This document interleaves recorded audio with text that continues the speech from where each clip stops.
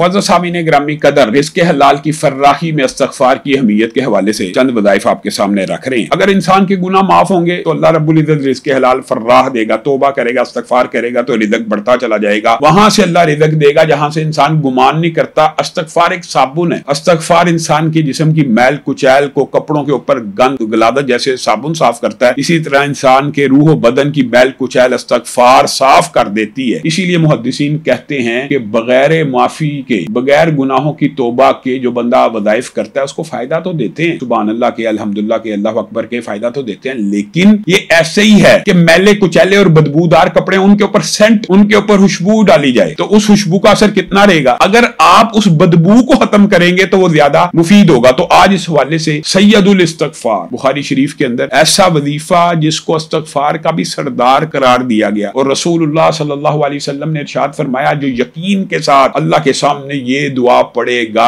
अगर वो उस दिन फौत हो गया सीधा जन्नत में चला जाएगा, यानी सारे के सारे गुनाह मुआफ हो जाएंगे। अल्लाहुम्मा अंता रब्बी ला इलाहा इल्ला अंता खलक़तनी व अना अब्दुका व अना अला अहदिका व वादिका मस्तताअतु अऊज़ु बिका मिन शर्रि मा सनअतु अबूउ लका बि निअमतिका अलैया व अबूउ बिज़ंबी फ़ग़फ़िरली फ़इन्नहु ला यग़फ़िरुज़्ज़ुनूबा इल्ला अंत।